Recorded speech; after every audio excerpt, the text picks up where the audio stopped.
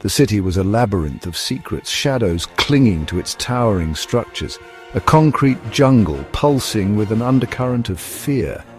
It was here in the city's bruised heart that the whispers began, not spoken aloud but etched onto flesh, a chilling calling card. They called him the Whisper Man, a phantom, a wraith moving unseen through the urban sprawl. He preyed on the lost and the lonely, leaving behind a trail of silence more deafening than any scream. His canvas the city's forgotten alleys, damp and reeking of despair. His instrument a blade, sharp and cold, glinting under the sickly yellow streetlights, and his signature a single word carved onto the foreheads of his victims, stark and chilling. Listen, the city held its breath, fear a palpable presence, clinging to the back of every throat. For they knew with each gruesome discovery, the whispers were growing louder.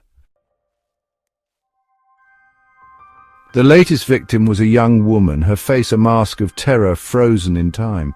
Her eyes, wide and vacant, stared up at the unforgiving city lights. Listen, the word mocked, a chilling inscription above her lifeless gaze.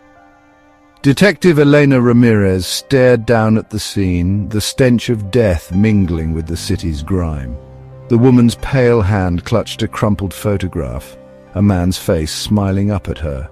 A lover, a friend, now lost to the city's abyss. Each crime scene was a punch to the gut, a macabre tableau that sent shivers down Elena's spine. The Whisper Man didn't just take lives, he orchestrated fear, turning the city into his own twisted stage. The press had a field day, their headlines screaming about the city's new boogeyman. But for Elena, it wasn't a ghost story, it was a nightmare unfolding before her very eyes, each victim a chilling reminder of her own demons. Elena Ramirez knew darkness. It lurked in the shadows of her past, a constant companion to her thoughts. The brutal murder of her younger sister, unsolved, the case gone cold years ago. She carried the weight of it, a leaden cloak draped over her shoulders. She ran a hand through her dark hair. The city's sirens a mournful symphony in the distance. The Whisper Man's victims, their faces, their stories, they haunted her dreams. She saw her sister in their eyes, felt the echo of her own loss in their silence. This case, it was different. It clawed at her, dug its nails into the soft underbelly of her fear.